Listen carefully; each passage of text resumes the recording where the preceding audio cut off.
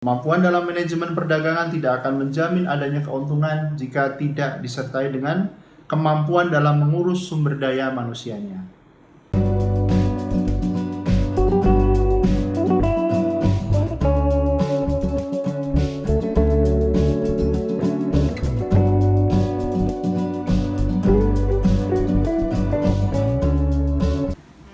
Halo, Assalamualaikum warahmatullahi wabarakatuh. Ketemu lagi dengan Ko Haris di channel berbagi informasi dan bisnis.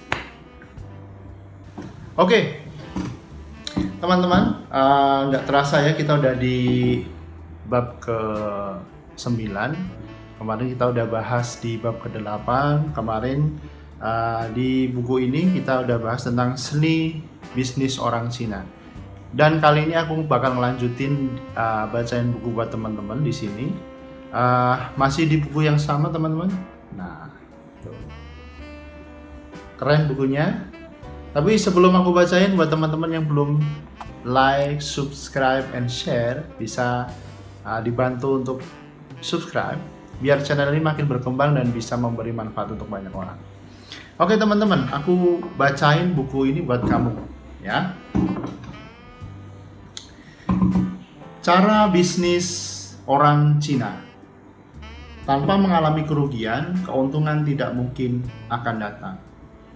Meskipun orang Cina mempunyai sikap fleksibel dalam kegiatan perdagangan, pada dasarnya mereka cukup berhati-hati dan bersikap konservatif ketika menjalankan kegiatan dagang, terutama yang berkaitan dengan aspek pengurusan keuangan. Keuntungan yang diperoleh perlu diinvestasikan kembali untuk penggunaan pada masa depan. Para pedagang harus cermat dan jika bisa berhemat dengan cara mengontrol pengeluaran yang tidak perlu. Itulah sebabnya pedagang Cina lebih suka mempekerjakan sanak keluarga sendiri untuk membantu kegiatan perdagangan mereka. Bagi orang Cina lebih baik menggaji orang yang sudah mereka kenal dan memiliki pertalian saudara daripada mengambil pekerja dari orang lain.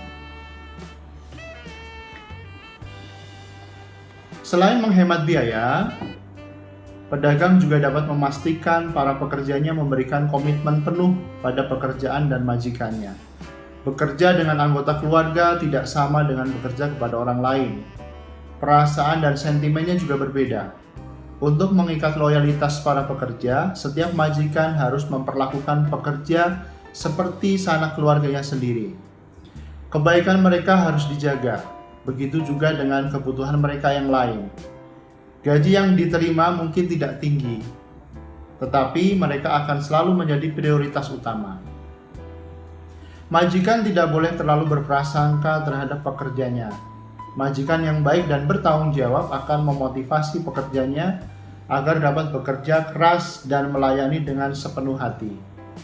Pekerja harus diperlakukan dengan adil untuk memastikan mereka tidak berubah hati. Majikan akan rugi jika pekerjanya bekerja dengan hati yang bercabang atau tidak fokus. Kegagalan majikan memberikan perhatian kepada hal-hal dasar ini akan menyebabkan para pekerja berpindah pekerjaan.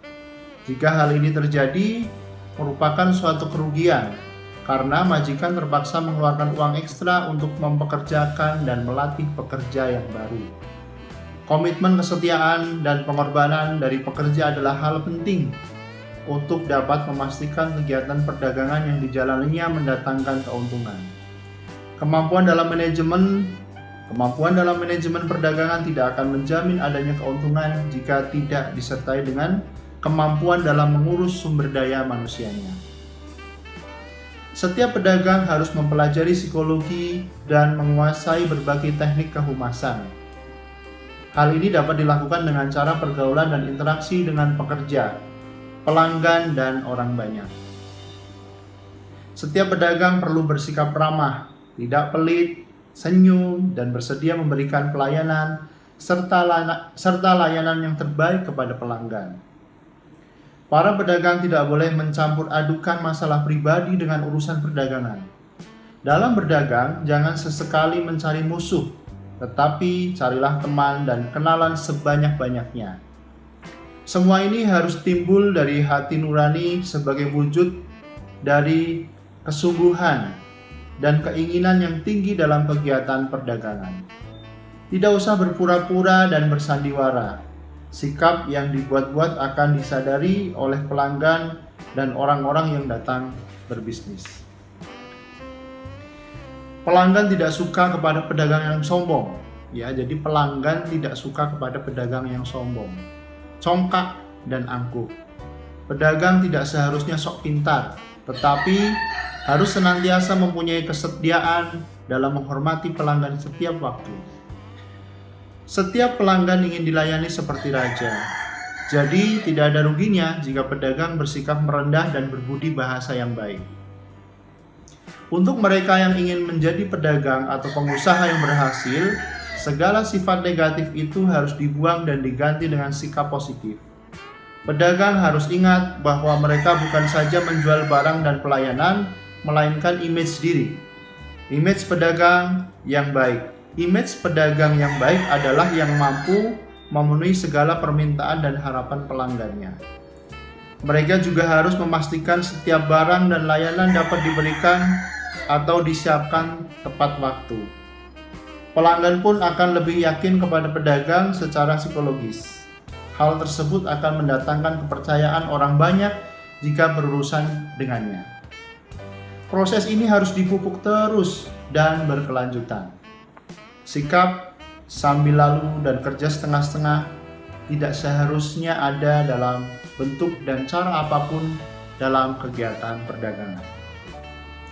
Terlepas dari apakah perdagangan itu milik keluarga atau bukan, kita harus melaksanakan pekerjaan seolah-olah perdagangan itu adalah hasil keringat kita sendiri.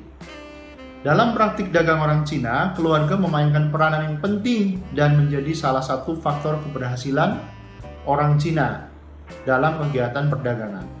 Peran serta keluarga dapat dilihat dari bentuk dukungan moral dan keuangan. Orang Cina merasa bangga jika mempunyai keluarga atau saudara kandung yang terlibat dan bekerja keras untuk memajukan perdagangannya.